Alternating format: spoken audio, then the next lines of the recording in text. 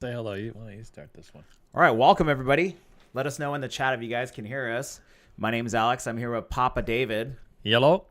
And today we're going to start a weekly podcast. Isn't that right, sir? This is true. This is our first test. You should be very proud of Alex. He set up all these cameras by himself with a little bit of a dentist on technical support. Yeah. But congratulations, sir. Yeah, thank you, sir. I appreciate it. So this is the start of a brand new series. So this is going to be a little bit off the cuff. We got a few things to share with you about, how we love Vegas. And we're going to focus on the positives. But if you know us, there's going to be a little ranting along the way. We can't avoid the rants, dude. After all, Las Vegas is the home of the $95 baked potato, and so that can't be ignored. We cannot ignore the $95 baked potato. This is true. All right, let it rip, sir. So we have an interesting episode for you guys today, and welcome. And we have our balloon going up in the middle. Wouldn't that be great to have like a neon balloon ride going over the Las Vegas Strip?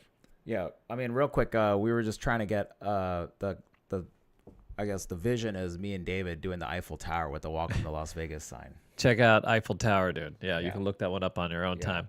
Hey, by the way, we have a celebrity coming tomorrow, no? Yes. Why don't you tell them who that is? Can you? Can we share it? Oh, yeah, we could tell.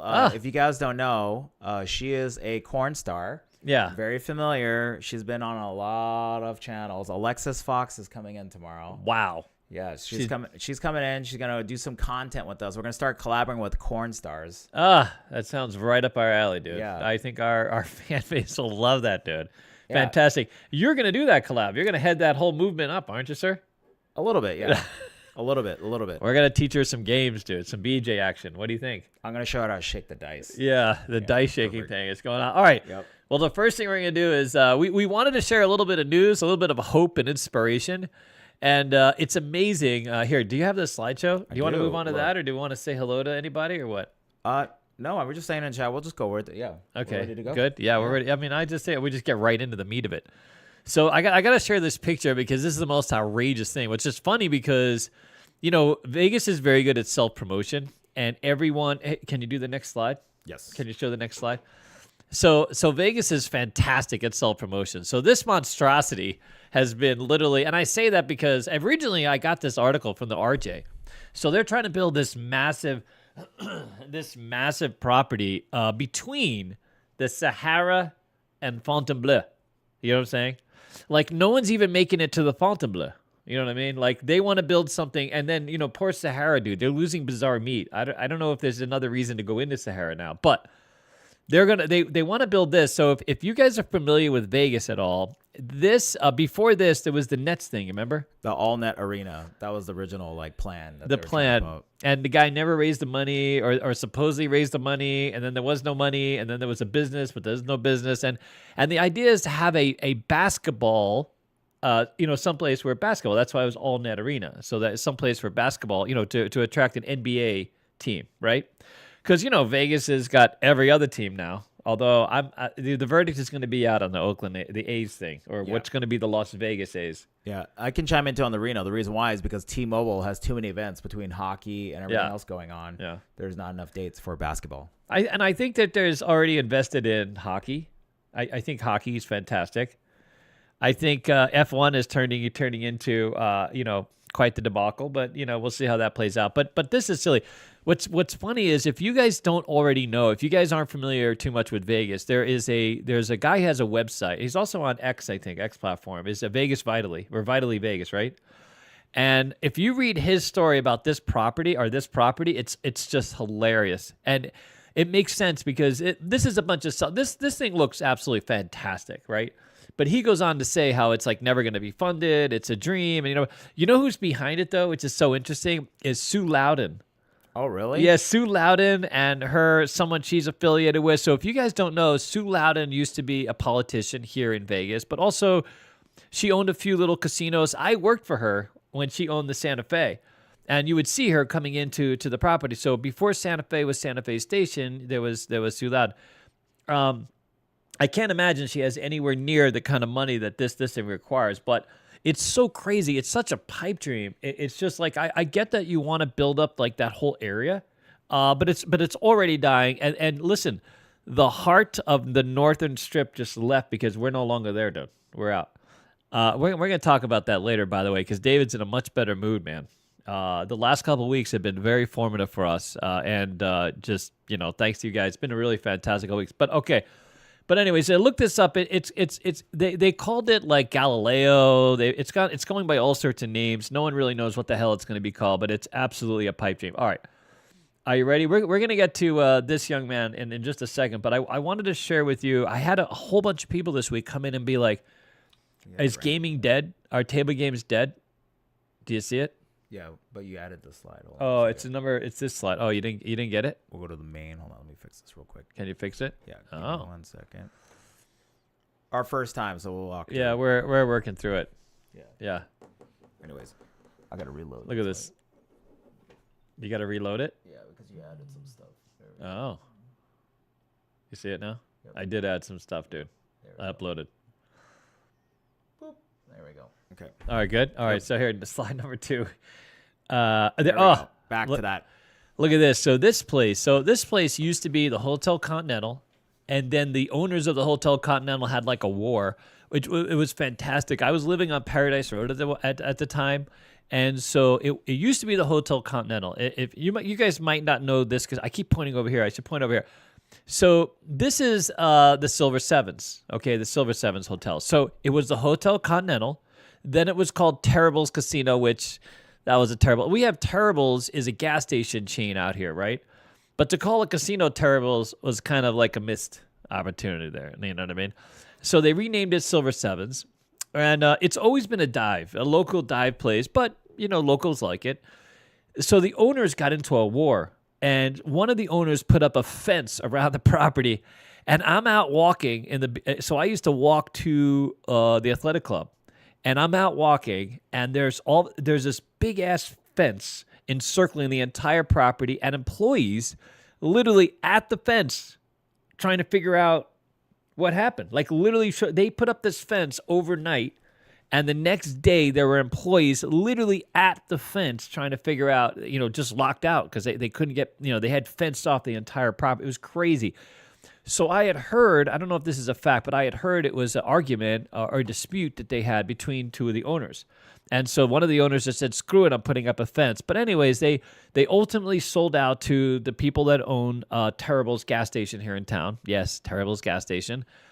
And they took it over, renamed it Terrible's, and then, renamed it Silver Sevens. Now, they have now recently got rid of all of their table games. All they have is hybrid games. And if you'll notice, I don't know if you can see that picture all that well. I think you can. You can. I can see it. There's, it's the roll to win stuff. It's the electronic table games that are dealer assisted. So the dealer will deal a hand of blackjack and goes out on all the screens, stuff like this. So of course, I had a bunch of dealers come in and be like, "Oh my God, is this the way of the future?" It's not a thing. I don't know. I mean, so it's not a thing. First of all, because the only reason this casino went this route, and I hate to say it this way, is I don't hate to say it, is they just didn't have access to dealers. Like no one wants to work there. They don't make any money. You know what I mean? It's such a you just don't want to make money. Why would you want to work there? But if they had an option, they would do something else. And I know that a lot of you think that like AI or robots are coming and everything else is going to convert the thing. Yes, but people come to Vegas for a different experience. Even locals, having a pit, having the energy of a pit, having people play games and having dealers there, having authentic and very sort of the feel of it. It just adds this element. You look how cold and distant this is. Like it's one thing if there's one of these and then you have crap tables and blackjack, so people have options. There's lower entry. These represent a lower entry. You could buy in for less money, that kind of thing. But ultimately, it's not the same experience, right? And there are people who like this, but most of those. But we're going to show you Alex. By the way, Alex had a really good turn of events on some of these types of machines, so he'll share that with you in a minute. But this is not the way of Vegas. This may be the way of local places that have trouble finding employees. But by the way, these machines are not cheap to roll out on the floor. Like these leases are very expensive. These machines are obviously very expensive. There's a lot involved. And standing up a couple dealers sometimes is really not that much money if you're just paying a minimum wage and most of the rest of their pay comes from tokes. So while I think that there are casinos who are leaning into these because of, employee issues and labor issues. For the most part, here in Vegas, that's not a thing. In fact, a lot of the casinos on the Strip have looked to add or expand their pit. Recently, Caesar's Palace, recently expanded their pit, added tables, added dealers. We know that that's true because cut into their dough grade. They added a whole bunch of new dealers and new tables. We went to a bigger spread, that kind of thing. All right. Anyways, the next slide is really just the Durango. But you wanna skip us? Here, let's skip a slide, dude. You want to skip a slide? Well, Okay. only because I think people are more interested in hearing from you, dude. You had look at that, buddy. Ooh, okay, let's talk about this. So, F1's in town. My friend David Jatan, sir. David Jatan. Yep, I a gotcha. member of the community. Yep. Man of culture. He Man was of the like, culture. Hey, I'm in town. We should go hang out. So just to let you know, we finished recording videos last night. I had Yeah. to close up the school. Yeah. While I was closing school, I'm waiting for David Jatan. I was like, got $100 in my pocket ready to burn. 100 is what you started with? 100, yeah. Ah. That 100. The Yeah. 100 you gave me yesterday, too. Wow, by the way. really? Was Yeah, it really? the Oh, that was lucky good 100. timing, dude. So, as of every trip that I go to, I started to go to Ojos Locos because that's where the simping starts. Okay, so I go to Ojos Locos, started with the $100, played some Don't Pass, won a little bit of money. Then I had a 44 inside double tap, And this is on Bubble Craps. bubble craps. Yeah, they don't have actual tables there. No table. Because it's more about the ass than the tables, no? Yes, it's slots. They have slots and a couple ETGs. They I did don't have want you- 3, but we whacked them so hard they only have 1 now. Oh, really? Yeah, They had 3 what? craps ETGs. Oh, and now they only have 1. Yes. A roll to win table. Is it a roll to win or No, bubble? not roll to win. The inner block one. Inner block 1. Oh, Yes. okay. You took so much money they had to take it out? So yeah, they took it out. So I basically whacked them so hard. So I did 44 inside squeeze play. Did Don't Pass first. Won a couple numbers. Took the profit. Then I switched to place bets. 44 inside. I did double tap. So basically got my money back. Then I basically power press collect. Then spread Wow. to the 4 and 10, and basically turned 100 into $700. After I did that, then I picked up David Jatan. We went to Park MGM. We turned 200 into 700. Yeah, it's all there. They can see it. Yeah. Those are your 2 tickets. They said my sound is bad. 5, Interesting. 6, 7. How's my sound? Robert, am I okay? Interesting. They said the sound for me is bad. I wonder Oh, why. really? Yeah. Come share, dude. Here. Yeah. It's okay. You want to share? No, we're good. Okay, so I turned 200 to 700, and then we went to the Palms, turned 200 into 500. Then we went to Sahara, lost 400. That makes sense. 400 turned into 50 cents. And basically, we have no reason. So it's fine. Then we went to my favorite casino, Fontainebleau. Fontainebleau. By the way, Fontainebleau and Ojos Locos, those are my 2 favorite places to play craps ETG because apparently nobody knows how to play ETG there, and it's primed. So we turned another 400 into 600. Wait, what? Really? So, what do you mean by it's just no one uses that machine? So my conspiracy theory is that Ojos Locos, people only know how to play pass line, no odds, and the field bet. So nobody really knows. So my theory is that because nobody really knows how to play ETG there, it's prime for Don't Pass, aggressive Don't Pass action and aggressive Yeah. place bet action. Oh, really? So what about Fontainebleau? How do you end up at Fontainebleau? I mean, we were just hopping around different casinos. That's Oh, what we really? did. And the worst part I'm is, so surprised they have an ETG. Well, I guess that makes sense. Dude. yeah, Yeah. all the casinos except for Fontainebleau I valeted at. But it's kind of funny because the valet drivers, half of them recognized me. They were like, "Oh yeah, hello back, welcome back, sir." I'm like, "Oh no." Really? Fontainebleau recognize you? Not Fontainebleau. I parked because I didn't want to pay the $35 valet. No, whatever, $40. I thought now. whatever it is. Yeah, I didn't want to and pay 50 cents, dude. that. But Don't forget. Palm, Sahara, all those places. So anyway, so Fontainebleau turned 400 into 624. Went back on another machine, turned 200 into 700, and then we finished the night turning $400 into 1150 at Resorts World. So if you see that picture of the cash on the left, David Jatan's plus 900, and I end up with the day plus 1200. Wow, that's fantastic. And where can they get all these strategies, sir? In our Casino Quest guide, shopcasinoquest.com, taking pre-orders now, because people were, By the way, people were asking me on Instagram. They were like, "How do you play?" I'm like, "Just buy the guide." Yeah. Trying to explain DM. We're really busy right now, so it's not. 500 guides out, dude.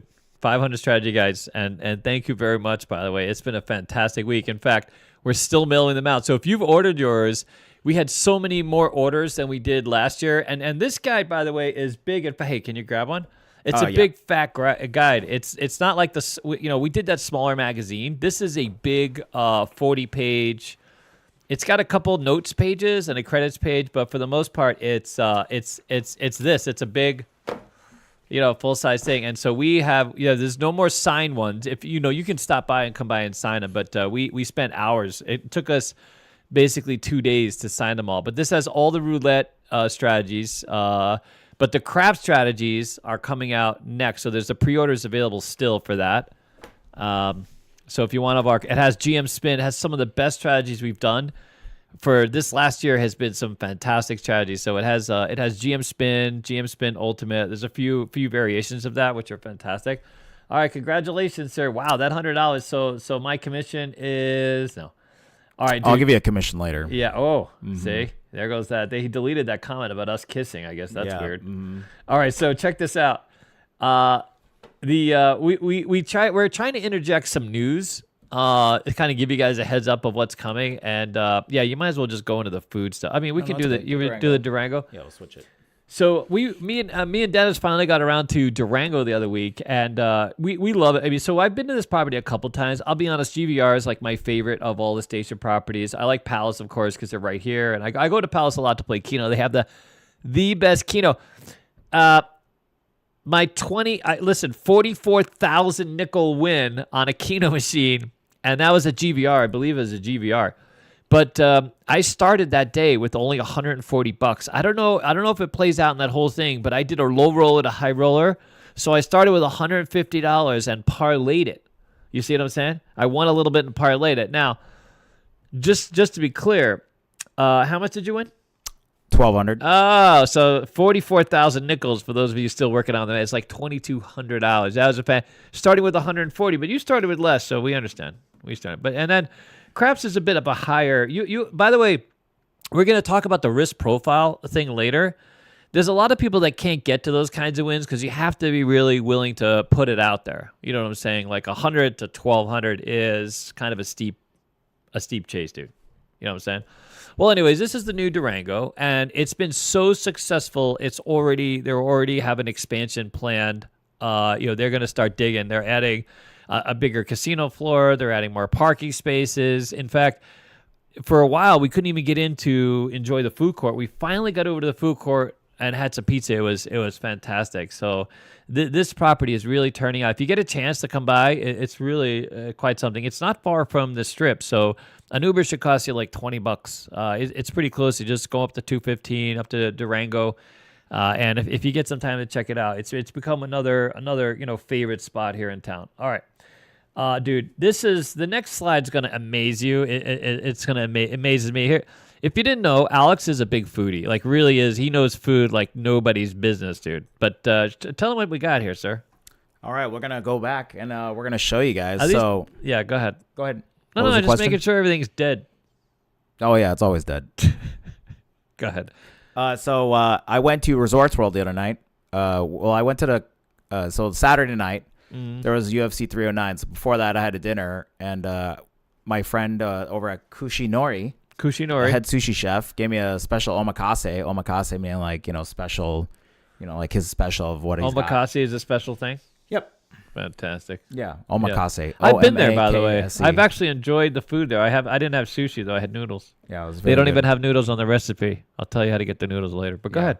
So we had this nice omakase dinner. It was sushi and basically tried a little bit of everything. The one on the left, right above me, right there, that is cheek toro.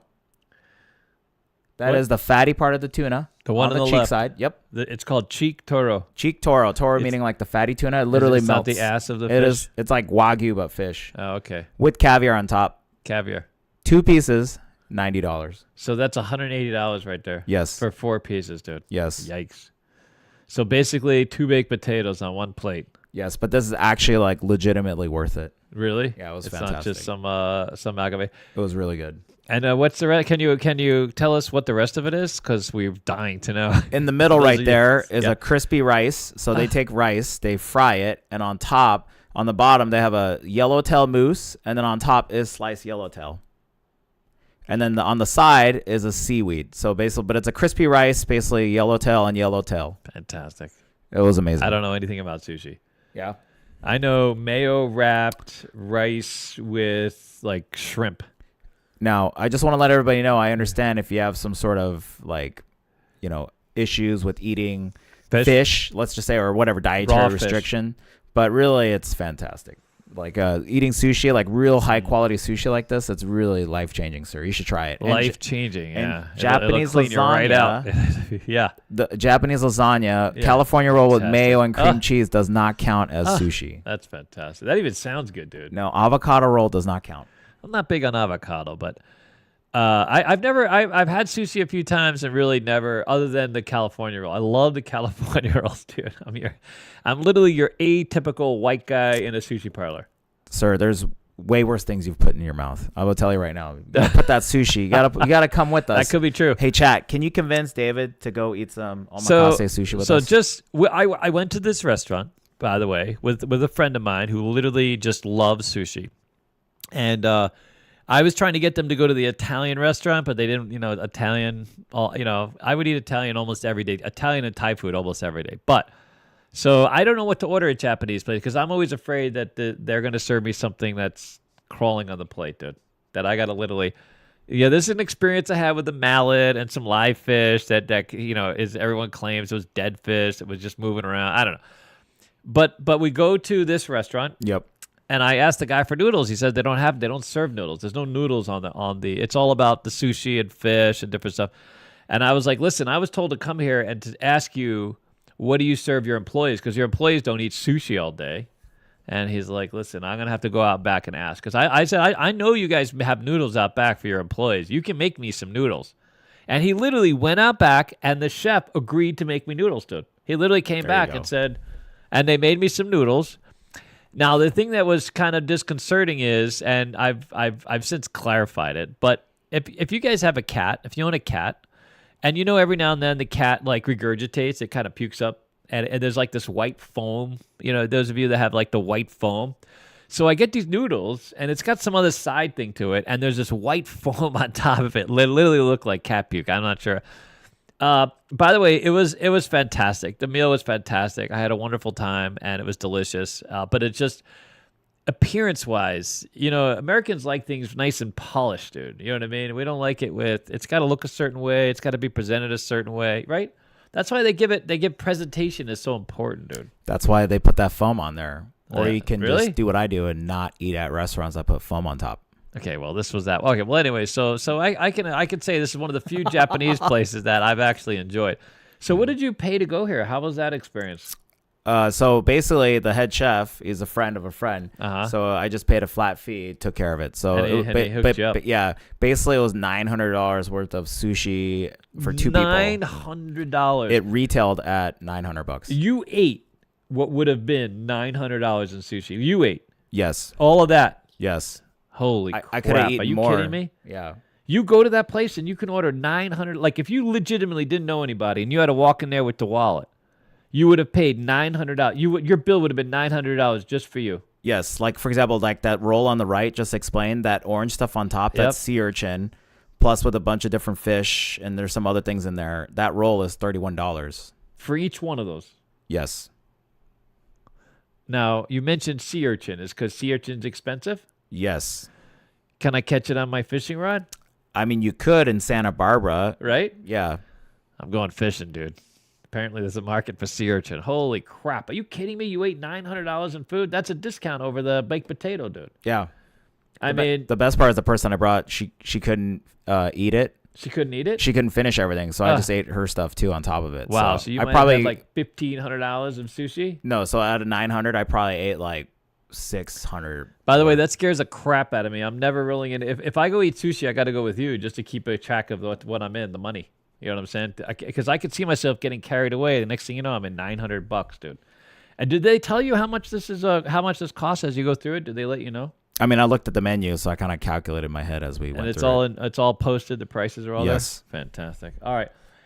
Here you go. Here's a little bit of a roast, or show them what else we got. Oh my gosh. Okay, so now on the bad side of things, if you guys don't know, I talk about this on my Instagram stories. So I went to the Uncommons. I went to this place called Al Antico Vinalo or whatever. It's like the world famous like Italian focaccia sandwiches, whatever. Supposedly it's like really well known.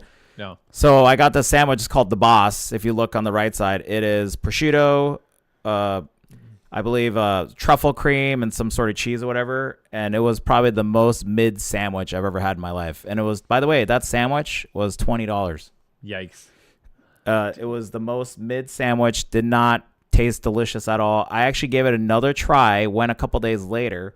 They suggested me a sandwich with like pistachio and mortadella, whatever. I tried that. That was horrendous, and I don't recommend. I normally try not to like disparage businesses, but a lot of people, there's a lot of hype on TikTok for this sandwich, and it was totally not worth it. You would not have enjoyed this sandwich, David. And this is across from the Durango. Yes, right. That is a shopping center across from Durango. Yes, they used to have They used to have this really fabulous food court that a lot of people like, but apparently not so much in the business sense. So that was sort of closed, and now they're like they have different. Is this in the what was the food court?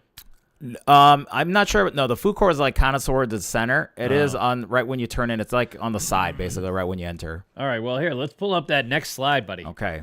Perfect. Let's show. Look at this. This is our signing table. This is all the magazines that were ordered, the roulette strategies, and we had to sign every one of those. I mean, it took us a very long time. So Dennis should be very proud. He's out there right now. Dennis and Jet, they did a fantastic job. They put this together, designed it. It's a compilation of obviously all of our strategies. It's a fantastic thing. And so far, so good. So congratulations. And Dennis is at home working on some editing. Him and Jet, they're doing their editing collab. And there they are. So there's that. All right. And now, while we were organizing all of the magazines, Alex was busy working on storage for our media group. There he is, as he does, getting right into the thick of things, dude. Huh? Yep. Good job, buddy. Challenge accepted. Yeah. So we had to put up some storage for all the cameras and stuff like this. So that's done. This is our inaugural episode. So if you guys stay tuned, we're going to have a lot of pretty cool stuff in the future. So right now we're kind of putting it all together and just, making it work with what we have. All right, you ready? Go to the next slide. So this is the evolution of our space. Tell them what they see, sir. So this is our new casino quest that we have set up.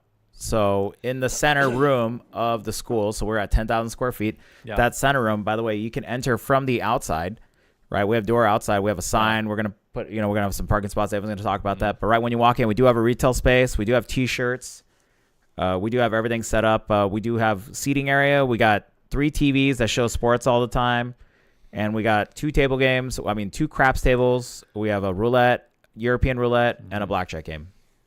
Yeah, so we added the festive chairs for the holiday, so we're laid out for Christmas. So we are now the largest player development destination in Las Vegas, or probably the world. I think we're like one of the few, destinations like us where we help kind of players, learn the game, as Casino Quest, that kind of thing. But we have come such a long way. In fact, we have evolved this space now so many times. We've invested a lot of money back into this space. And it's looking fantastic. We have TV screens going around. We added all these curtains to give some texture to the walls. So far, the feedback has been incredibly positive. We have met some people who came from the mall and really wanted to be at the mall. And there is that sort of part of it that's, the grandioseness of the 40-foot high, ceilings, and that's gone. But the great thing about here is you don't have browsers. You really have, it's a lot of energy. It's real quiet. You can learn. It's much more sort of sociable. We have all these seating areas around the space, and it's connected to the school if you come during the week. So a lot of people, we had a guy yesterday who learned all the games and then went to on the school side to practice with the students. So it's much cheaper. You can put in hours. So he worked on dice. Got a few strategies down, and then he did 2 hours with the school. So it's just, it was fantastic. So anyways, this is a little preview of the space where we're pretty proud of how it's come. We have this big pylon that's coming, 8 by 8 foot by 8 foot pylon. We have reserved spots, so there's still a lot of work in progress. We're also replacing all the ceiling tiles, and so we'll upgrade the space. And when you guys come out here, we think you really enjoy it. We're working on the cars, so transportation service is still going. In fact, we have a certain John out there who's going to be helping us with that, so that's coming. So for those of you, white glove service. So we are putting all our eggs. In fact, I've been going through the SBA. We are developing this new relationship, and we are, going full speed ahead on that. So we're very excited, and the numbers that we've experienced coming into this space have been incredible. So the very first couple weeks that we transferred, our business was just died. It fell off a cliff. I mean, we lost the retail. There was a bit of communication. The maps had to be updated, all the other stuff. And it was a really depressing. It was just, it was a depressing couple weeks. However, we are now doing better here, and not a little better, kind of a lot better, especially this last week. We've beaten all our numbers. In fact, this November will be the best November we've ever had, which is saying a lot because we used to be on the Las Vegas Strip, and now we're kind of West Sahara, right? So we're here. So we're very excited. We've had a lot of people just walk in and ask us about the space, so that's been fantastic. For those of you that have been out and to see us, we ask if you could help us with, some reviews, one way or the other. Just be honest. That's all we care about, and we'll go from there. All right. So let's get to some meat. We had Eliza of Craps. So I had a series of about craps that came out. We put it out on both the Casino Quest YouTube channel and that's this channel, right? And we've been working on a few Instagram videos that we've shared. Some of them have really taken off. So the Eliza Craps and the feedback has been fantastic. So one of them, we've got a lot of engagement from the Eliza Craps. So we started this whole series. And it's amazing how many people have chimed in on the math part of it. Like they're always talking about, a lot of people, they drill down into the games, and we talk about the math, how the math influences the game. The problem is, right, and I really want to, I hope you hear this, right? There's another guy that works with us. His name is Brian, and the both of us have been together. We have 71 years together in gaming. And so we spent some time today talking about like the reality of gamblers and the reality of how the money moves on the table and what actually happens on a table and how people play. Like Alex has these really big wins from very little bit of money because he literally puts it all on the line. Now he'll lose a lot too. Like he's willing to have that risk. He'll chase, he'll stuff like this. But it usually comes with a plan. He'll leave with a plan, and he's willing to kind of lean into the wins. The problem is most people don't play that way, and so they can't maximize the game. They can't maximize the game as they're intended to work. So the very first thing, me and Dennis are working on a new. This has been so successful, the Lives of Craps. By the way, we're working on a couple other. We want to basically feed into all of your feedback from different discussion. Now, some of you, by the way, if you're an asshat saying asshat stuff, like we don't care. Like I really don't care. I don't read the comments anyway. So if you think all of my media team reads the comments, they keep everything positive to me. If you have something constructive to say and you want to be part of the discussion, just do that. If you think that your way is the only way, that's nonsense. Everybody comes to Vegas to have a good time and do different stuff. That's just how it is. So the rest of it is literally no one cares. I've been a craps dealer for a long time. I've dealt with, the whole gamut of people having their way, not their way. It's just, listen, I've been dealing this game for a very long time. And the truth is if you tell me that if the odds are the best bet in town, I will say you're right, except no one maxes out their odds. So the reality is no one takes advantage of 10 times odds or 20 times odds, and certainly not a lot of you, right? So like if you have a ton of money, if you literally have a ton of money and you're playing craps and you're going to a $25 table, those $25 tables, by the way, don't have 10 times odds. You got to go to station casinos 10 times odds where it's 15 and 10 and the kind of people that are playing into that action just aren't risking 10 times odds. They're not willing to put it all on the line just for that pass line or that one or two come bets. You follow? If you have any real kind of money and you're trying to create flexibility, you're trying to lean into the roles of the craps game, you're going to bet across. You're going to do place bets. You're going to do something. You're not just going to always try to get, because come bets are about repeater bets, right? So there's this other truth that plays out on the games. And this is true, by the way, for every single table game in a casino. There's the math and then there's the truth on the wins, right? And then of course there's you, right? There's you. And when I say that, I mean it's your risk profile. It's how you realistically can interact with the game. And as much as we want to be more like Alex sometimes, or as much as we want to be, something else, very often that's not the case. So I will tell you that I won a lot of money with a friend of mine many years ago in Gulfport. That would not have happened if he happened to be a very wealthy person with a lot of, he could risk all the money.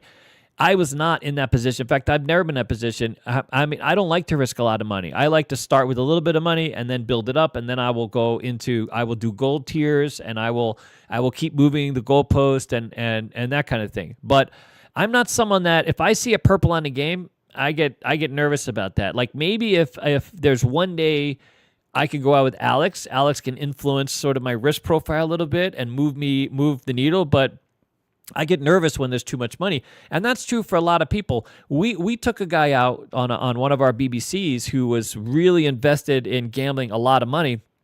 And I interviewed him beforehand, which I always do. See, the difference between me and Alex, by the way, in our BBC is Alex is more like chaos on the gambling side. He will be your hype guy. He loves to go out. He loves to gamble, and he will do literally whatever you want to do. He's happy to accommodate. Now me, I'm going to interview you. I'm going to figure out what your risk profile is. We're going to come up with a strategy beforehand. We're going to kind of sit down and work out some numbers, and I'm going to get an idea of what you want to do. And primarily, people only really rent me out for craps, right? Alex, you can rent out Alex for almost anything, dude. Almost anything. This is true. Yeah. So when it comes to craps, because I want to know, quite honestly, is what your risk profile is. So like, what are you willing to do on the game? Because I don't want to exceed that. I want you to have a good time, and I don't want you to have buyer's remorse. I want you to play into now. So this person, by the way, and I use him as an example only because it's typical of most people. So he expressed to me like, hey, I got this 10,000. We're gonna go and play. I just want to put it on the table, win as much money as possible. So when we got to the casino, we were able to roll out these bets. Right, we started at $800 across. By the way, we did a squeeze play. So we did 550 inside squeeze play to 320 across. It's a fantastic version of squeeze play. In another case, we did GM spin, which worked out great too, because it's a version of like double tap. Again, these strategies will all be in the crap strategies that's coming out soon. But the minute that so we get on the table and they're rolling. It's one of these. It's not the biggest hands, but there's 5, 6, 7 numbers every shooter, which is for me a fantastic thing. If you're playing GM spin or you're playing squeeze play, that's all you need. 5 or 6 numbers. You really only need 2 or 3 numbers, but those fifth and sixth number really get you to profit town quick, right? So we're doing this, and the bets are getting to purple, and the minute they get to purple, he wants to come down, which is defeating the whole purpose of the system in the first place. Like, you don't need to play a system like that if you're not willing to lean in, to those kinds of values. You just can't win a lot of money. You'll never be in a position to really win a lot of money. And winning a lot of money, if you buy in on a crap table, should be like 10 times, 10x. And if every shooter, mostly all the shooters around the table doing 5 and 7 numbers, you should have no problem getting to 10x. And it's crazy because so many people will be on games and they'll be sort of not hot, so to speak, but they'll have a couple numbers. Just every now and then there'll be a PSO sprinkled in, the 0.7 out. And people aren't able to maximize their wins. They're not playing a strategy that really syncs up with who they are, and that's the truth. The math is not the truth, because the math tells you if the math in Vegas is about them building bigger casinos, right? So the math is not for you. It just isn't. And if you're that worried about the math, before you get a handle on who you are, what you're capable of risking, you follow what your budget is, realistically, what kind of betting activity can you maintain? What is it that'll create value in your brain, right? Your value. Everybody's value is different. So what they see as value is very different. If I used to have a guy who would buy in 10 grand every time he came to Vegas, and he'd play 320 across, and he had the same bet 5 times before he would press. He never won any money, and he'd always be like, yeah, I can never win. You can never win doing that. It's just not a thing. Every now and then you might get lucky. Someone might throw for 2 hours. There was a table the other day, at a station casino where someone threw 72, 73 numbers. What was it? Where? It was a station. So the table lost $4,000. Oh, it was like 70-something numbers. 70-something numbers. The table only lost $4,000 because it was everybody playing at this level. Everyone's afraid of the 7, not leaning into the win.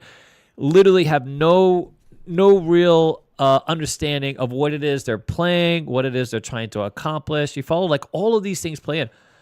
By the way, I talk about this because the math. If you think of the math on a casino table, the math is dead. If you follow the math, then you're leaning into exactly what the casino is trying to help you with, right? Take the true odds, try to roll those numbers, get out of the pass line, and casinos love you. They're going to send you all the coupons because you will never be able to maximize your wins. And the thing is like, those of you who play craps a lot, you know this already. You just may not understand it as sort of this bigger picture. But in all of the years that I've been dealing this game, I've only known, I can count on maybe like 8 to 10 people who have won a ton of money, who have really, where you walked away as a dealer going, holy crap, that guy really just spanked the game. And every time it's been someone who has leaned into the numbers. It's always about numbers. It's about nothing else. If you say it's about the 7s or the don't pass, it's not that. You can win money doing anything at a casino. We saw a guy won $13,700 the other day betting a horn bet because there were 13 horn rolls in a row. You know what I'm saying?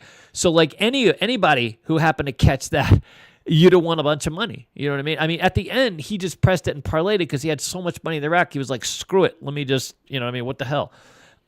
So anything is possible. In fact, our number one guy on the craps challenge is up how much money? A 7,000 just parlaying the field, right? So, and I've seen people win 10,000, 20,000, 30,000 playing the field.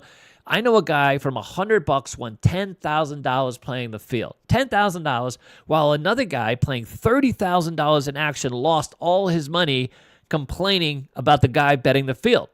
And the guy betting the field kept pointing at the field going, genius, genius, genius, just to kind of piss off the experience better. So anything is possible, but craps is always about numbers. And that's exactly why, Alex did well. Alex leaned in numbers. Alex caught numbers, caught a hand, and just played aggressively because he had nothing to lose, only in $100 for the night. And so in his mind, he's like, well, I could lose all this money and I'm still only out $100. It doesn't mean anything. How'd you guess me as a person? No, that's it. Because that's exactly what you need to be in order to do that. I do the same thing. When I went with that one, on CQ slots, by the way, my 22,000 nickel jackpot I got because I wasn't prepared to leave with any of that money. So when I went with 140, I won a couple $100, and a lot of people would just cash out and go home, right? I leaned in and just started betting higher denominations, dude. I just went. By that I mean I started at 2 cents and went to 5 cents, dude. You know what I mean? But I bet more nickels. I started betting a lot of nickels. That's how I got that. You see, where at first I started just betting like 24 or 25 nickels, and then I just kept max nickels, which is a couple of dollars each time, which is a lot of money, really. Okay. So the lies of crap, we're going to do a series on we're going to keep this up. We're going to do more about the lies of craps because I think it's just tough for people to rational this and all of that. You listen, you're a player and that's great. Give us all the feedback. You could talk about the odds, talk about the games, the theoreticals and everything else. But the math is not in the player's favor. So if it's not about the math, it's about the opportunity. It's about recognizing who we are. All right. So I want to get to this next slide and it's about risk profile. Can you, yeah. So here's the, I don't know if I reset that or just added it late. Is it still there? I don't know. It's the next one. This one. Oh, yeah, there it is. Okay, good Lord, dude. So here it is. The risk profile is all about finding your truth, right? It's finding your truth because your truth will lead you to the promised land when it comes to casinos. It'll lead you to the type of budget you're looking for, the type of betting activity. It'll create this comfort zone for you so that you can develop a strategy that works literally for you. And most people fit into, some area. So we have this rating system now, right? We're going to plot. We're going to create sort of this grid, this plot. We're going to just plot your risk. So the way it works is you have low risk, mid risk, high risk. It basically fits into 3 basic categories. And then within those categories, you have different dynamics. Like some people they'll walk up to a game, and we have these roulette players. They come in $900, and that's 3 bullets for them. 300, 300, 300. You'll see some of our systems, right, where this is someone who just puts themselves in a high risk scenario, or strangely enough, some of these people with that same betting activity may be lower risk because they're trying to grind comps, but they have to put $300 out there to kind of grind, smaller amounts of money. And roulette supports this, by the way. That's roulette. Roulette has that kind of opportunity. Craps does not have that kind of opportunity. Craps is, for those of you who look at it as a grind game, there are ways to grind the game. There are ways to play, low risk, but those aren't ways to really win or attack a craps game. Craps really has a lot of potential. Well, so does roulette, by the way. But there's a lot of different ways where once you drill down, and once you determine what your actual truthful risk profile is, and you can break down what kind of activity you're ready or prepared to be engaged in, then you can build out all sorts of, relationships, the games, the strategies, the budget that you need to be in, the kind of the mindset, the discipline, the exit goals, all these things play into that, by the way. And it's all part of our bridge workshop. Okay, so here is the questionnaire breaks down a couple different things. So how do you feel? So the first thing we're going to ask you is, how do you feel about losing certain kinds of money? Like what's money that you see on the street? What's money you're going to bend over and pick up, and what's money you're okay with if it fell out of your wallet? If somebody came by and pickpocketed you, what money is it that really doesn't have an impact on your radar? Yeah, you might think about it for a second, but poof, it's gone. That kind of thing. How do you react to a big win or loss? Like, what is your emotional reaction to you winning a lot of money or losing a lot of money? And understanding that is really, kind of paramount to kind of understanding who you are and what kind of experience you're looking for. What is your typical wager on a single bet? Like, what is your comfort zone on a single bet? A single bet, by the way, on a craps table is different than a single bet on a blackjack table. Blackjack table, you got a circle in the middle, right? You put your money in that circle, and you have a sort of destiny with that circle. On a craps table, you may be invested quite a bit more money, right, to yield the same. If you bet $35 on a blackjack table, you just have to bet $35 on a blackjack table. You want to win $35 on a crap table, other than the pass line, if we're in the middle of a roll, you got to put 160 across, right, to get back 35, or on the 4 and 10, it would be a 49. But now, how do you prefer games of chance or skill? Do you feel like there's a skill in it? Because poker, for example, has an element of skill. And some people argue that there are other types of games that have an element of skill, or element where knowledge really plays a role in how you. There's video poker junkies. They'll talk about their skill playing video poker and leaning into the types of games, or Pygon, this kinds of thing. And then how do you handle sort of the uncertainty of gambling? Like for a lot of people, it's just sort of this emotional attachment. So, I feel like this is one of the things that a lot of people don't really address when it comes to their gambling habits. And I know that some people look at gambling. If you're addicted to gambling, it's a bit of a disease. I've known many people in my lifetime that have been addicted to gambling for one reason or another, and I have to say, I was that in a way. I used it as a stimulant. In fact, Alex used that, but I did. It took me some time to really get a handle on it and maintain some control. And I went through the steps of kind of identifying myself and finding the things that I needed to do to help myself exercise control. Not bringing my ATM cards. Making sure that my money, my cash wasn't readily available. There were steps that I took so that I couldn't chase. I was a huge chaser, and I would take the games very personal. So me not playing table games has been somewhat of a saving grace for me. I only play table games, by the way, when I'm with Alex, because I need someone there to give me some discipline, or I do not like the other person beating me. I'm a very competitive person, so being at a table where I'm in a personal dynamic where someone could beat me is definitely a thing. So for a lot of us, it's kind of identifying these sort of human weaknesses and these emotional boundaries that maybe we have in a casino environment.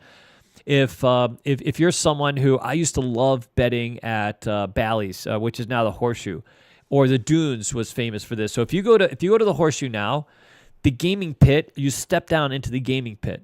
And that's why gaming pits were called gaming pits. It was literally a pit of activity, right? So that changed at some point. They stopped doing that, but the Dunes was famously that way. Bally's, of course, which is now the Horseshoe. I say the Horseshoe because the only one I know that's left. Maxim was this way. So when you step down, the idea is you step down into the pit, right? And then by doing so, you're just surrounded by all the noise and activity of the gambling. Like it's just like this bubble of noise and cheering and emotionalism, and it's how to get addicted to gambling in just one simple step kind of thing. And they did that on purpose. The Dunes was a fantastic example. It was my favorite pit of all time. If you look back at some of the pictures of the Dunes from back in the day, they had this lattice, this ceiling that was just mesmerizing. And it was, I don't know what it was about the sound, I think, but the fact that it was this wooden lattice, it would just reverb the sound. And it was just this incredible gaming experience that just added to the whole the whole ambiance, and I would just lose my ass there, constantly. There were times when I would go in there, I would be so enveloped by this experience, I would leave without any money, but still on this weird high. It was just crazy, and all I wanted to do was go back and do it some more. So like understanding that about myself, like, here's why I love the Fontainebleau. I'll never gamble there. You know what I mean? I might go eat there, and not to knock the Fontainebleau. Of course, that's pretty much not. But it seems very sterile to me. The ceilings are so high. There's no comfort. There's no coziness. There's no, I'm not enveloped by anything. It's just it seems very sterile and cold. Like I don't want to play at a library. I don't want to play it inside a museum. It's kind of reminds me of this big museum, no? Like a museum? Anyways. GTA Airport Casino. That's the best way to describe it. GTA Airport? GTA Airport Casino. I mean, it's just crazy. If Harry Reid had a casino with some, like, whatever. With some blue? Yeah. Yeah. I think that's such a miss. Like, they miss that whole opportunity to that emotionalism that you get into. It's funny because the opposite is true. Like, when you walk into the MGM, if you walk over to that mansion, that high limit area, and you see how busy it is, because it's so inviting. Like it's just right there. It's just so inviting. It's just so, if it looks so comfortable, it's got that noise, the ambiance, the lights. That's kind of why I like GVR a little bit, because you can find your little cubby. For me, I think, and Palace Station as well. I have this whole Keno run that I do that I love. But anyway, so understanding your own emotionalism and your own attachment to gaming environment, I think is important. And that's where we kind of fit this in. So we're rolling this all out in our bridge workshops that we have coming in January, February, and March. And January is going to be our first one, and so we're developing the workshops for literally everyone. We're really leaning in on the player development and our history as dealers, supervisors in gaming. So we have, between us, we have 250 years of gaming experience, and we have helped many gamblers. I mean, we've been doing for the last 5 years. We've been helping gamblers learn the games, and not just learn the games, but learn etiquette, gain confidence, all this stuff, and developing strategies. Of course, that some are good, some are not good. The roulette channel, by the way, on CG Dealer School, we have users submit systems, and me and Alex are very honest about those systems, the ones that work, the ones that don't work, right? So the ones that work went into our roulette strategy book for us, the grapefruits, and the ones that don't work, well, they don't work. That's just it. We don't feel that they have any real potential, and so we avoid them. So we really are leaning into a player development. But the difference between us and some other groups is, we're really about understanding you, and we're connecting you with truth. We're not telling you that you're going to come here to Vegas and win. We just want you to have a better experience with all of it. We want you to be a better player. And for some people, that's really just not about winning, right? It's just about being able to maximize. How many of you have been at a table and you know that you could have won a lot more money and you can't figure out what you did wrong? You know what I mean? All right, jump in here, buddy. I got to have a drink. Yeah. Good Lord. Old man throat catching up. Old man throat catching up. Okay, well, real quick here while we're doing this, we Yeah. do have a Q&A. Thank you guys so much. If Yeah. you could hit that like button for us, I'm going to turn my mic so everybody can talk to me. Yeah. Just a couple questions. We'll go back to David. They're asking Silver Flame asks, is it going to be crazy this weekend with F1? Will it be easy to get around Vegas? It's very easy to get around Vegas right now, right, sir? There's not a lot of people in Vegas. So here, it's interesting. It's not that easy. It's easy to get around Vegas. It's not easy to get around the Strip. That's why come see us, dude. Avoid the Strip altogether. I will say that the same businesses that got hoed last year are getting hoed again this year. and I'm still very disappointed. Listen, I'm a fan of F1 in the sense that I may end up watching the race at some time. You know what I mean? I mean, I'm not a big fan. Jet, one of our creative director, he is a huge fan of F1. He loves that F1 has come here, but I just feel like it's this missed opportunity for Vegas right now. I think it's a bit premature. The way they lock up the town, already MGM is reporting they're going to lose money on this event, which I think a lot of businesses are. Occupancy is nowhere near where it's supposed to be. It is normally a slow time of year, so for Vegas, it's like, well, it would be a much slower time of the year if not for F1. I don't necessarily agree. I feel like a lot of people are staying away because of the last year debacle. I will say it's a lot better. People are moving around the strip better. They're not obstructing so much. You don't hear the horror stories that happened last time. But I'm still, I still feel like it's not something that should be running up and down the strip and have this 3-month build up and this 2-month takedown. And it for us that live here, it just impacts our lives very negatively and doesn't translate into any real benefit. Tokes aren't higher. No one's making any money. All the restaurants and stuff like this, many of them are just realizing for the weeks prior, less business. This is normally our slowest time of the year too, and really took a dump when last year was worse than this year in the sense that our reservations for 2 weeks just died. I think it's just dealing with the traffic, and also too, now that we're off the strip, it's much easier to come visit us, and it's cheaper too. Yeah, but it's much easier. By the way, the Ubers are faster. We're very close to the strip, but we're this back way that you can get here, and we're walking distance from Palace Station. So worst case scenario, it's right there, it's just a much better. If we used to say we were on the strip, which technically we were, but from the front of the mall to our space was over a half a mile, right? Like literally a half a mile. So a lot of you would enter the mall and you would have to walk a half mile to our front door and you were just exhausted. Guess what? You don't have to do that now. You can be dropped off right at the front. We're a couple steps in. So, sadly you won't get all your steps, but for the most part, it's worked out brilliantly. Yeah. All right. So what else you got? Anything else? Nope. I just put the link about the bridge and then talking about the dates. Yeah. So our dates are January 11th, which I know is real early. We're using this one to kind of, we have the workshop, we have the workbook coming out, and we've already got reservations. So it's capped at 100 people per event. But then there's one in February and March. And for those of you who follow us, so we will have our April. So we're going to have our April Fools, our April fan foolery event like we do every year. That's the one thing we've done every single year. So we'll announce that here soon, so that way you guys can make plans ahead of time.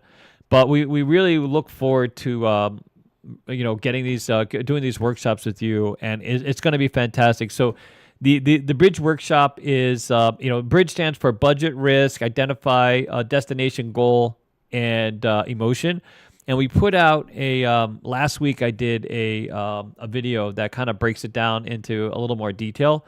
But basically, if you come, you get one of these workbooks. We help you. There's a risk profile worksheet that we are going to develop with you. It's a 5-hour worksheet. Originally put out 4 hours, but it's a 5-hour workshop. So it's a seminar. So we open the doors at 11. It's free food, complimentary, food. We're going to put out like a little continental breakfast type of thing, and we'll have snacks and drinks throughout the thing. You get a lanyard, of course. You get this workbook. There's going to be a budget and gameplay log that's part of this. You also, in your receipt, you can get up to 25% off your room at any of the station properties. So we have this sort of cooperative thing with you, and then after the event, Alex is going to host gameplay on the table. So if you guys want to follow it up and actually go over to Palace, and they've offered us a cocktail hour. So they've offered us a cocktail hour, so we're gonna go over, have a little mixer, and yeah. So I mean, it's a fantastic, and there's a whole bunch of benefits. I forget there's a bunch. What we try to do is give you you get either a mouse pad or a roulette strategy book as well. So there's a few others. So we try to give you the same value you pay for, kind of, you know what I mean. So that there's the cost of it is really not a thing. So if you come here and you take part in this. A lot of what we do, it's sort of, there's a fair exchange of goods. That's how we've tried to keep it. But the training will take part in the school on a Saturday. And we're going to take over the school, all the tables. And it's going to be just a lot of really fantastic knowledge that we'll be able to share with you. Yeah. Now, one more question. I know everyone, because we're almost at an hour here. Good. Real quick, what's the difference between this and the clinics that we do, or the hourly reservations? What's the difference for anyone that's watching the video just now? Yeah, so the big difference is this is a deep dive into you as a gambler and really maximize your experience as a gambler. The clinics themselves are really focused on the table games, and you know we're gonna have table game training, but we're gonna have table game training as it pertains to you and your risk profile. So not everybody's gonna go through all the table games. So the clinic, what we do is we round robin the games. We have a entry level clinic on Saturdays, and then we have a pro level clinic as well. On Saturdays we have entry and pro. And then on Sundays, we just have the entry-level clinic.